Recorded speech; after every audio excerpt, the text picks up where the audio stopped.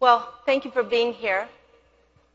And I want you all to sit up straight in your chairs and take a breath. It's already been a long morning. And I can tell you just by taking one long, deep breath,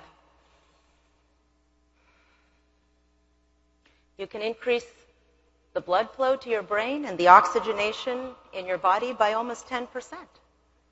That's what breath awareness does. So Carl Sagan said that science requires a strange mating between two contradictory tendencies. The willingness to consider even the most bizarre ideas, and at the same time a harsh skepticism requiring hard evidence to back up every claim. And my belief is that that's precisely why we are here in this audience. So congratulations for stepping out and requiring hard evidence and looking at everything. Pat yourself on the back for being here. I like to thank the organizers of this place for organizing this so that we have a platform to share these new ideas in medicine. Today I'm going to share with you a 5-point model that I've developed over the last 10 years that has been successful in treating fatigue. And of course, most of you know that the number one complaint in the United States is fatigue and insomnia. We're seeing it everywhere. And of course,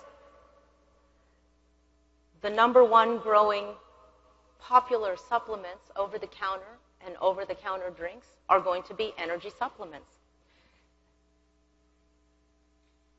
When we look at the correction to fatigue, nature gives us the best answers. If you look around, you'll see that animals follow their natural instincts. Human infants, natural instinct prevails. It's only as we transition into a phase where we start to avoid common sense and natural instincts, which is very much what might be exactly what has happened in medicine, and the paradigm shift is taking us from natural instincts and common sense, which started medicine 5,000 years ago, all the way to pharmacy and surgery, all the way back to the middle. These are our solutions currently. Nothing that we're that uncommon or unfamiliar with. Instead of just lying down and taking a nap, that's what common sense tells us. Kick your feet up, take a nap. It starts to restore blood flow to the adrenals. The best way to restore blood flow to the adrenals is to take your butt and stick it up against the wall and let your feet up the wall. It's a restorative yoga. It immediately restores blood flow to where the adrenals, and you will feel a lot better. Try it. The fact of the matter is that the world naps. If you look at most of the world in ancient cultures, you'll see that most of them have an afternoon nap as part of their picture. We in our society believe that afternoon naps are actually something that isn't a good thing. If you look at Harvard Medical School, in 2009, their Sleep Institute came out with the following conclusion, that a short nap can improve memory, problem-solving, creative thinking, focus, and performance.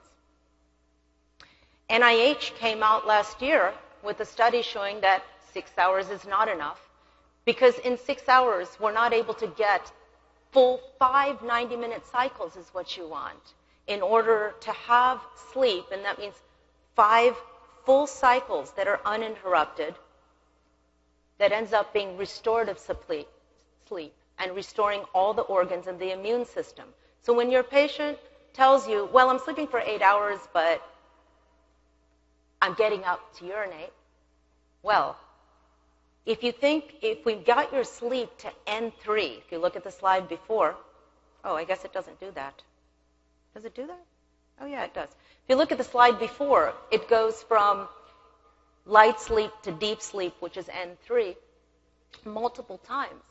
And when we use medications to help us sleep, we can never reach N3, which means we're never going to actually restore hormonal values and immune system like we should.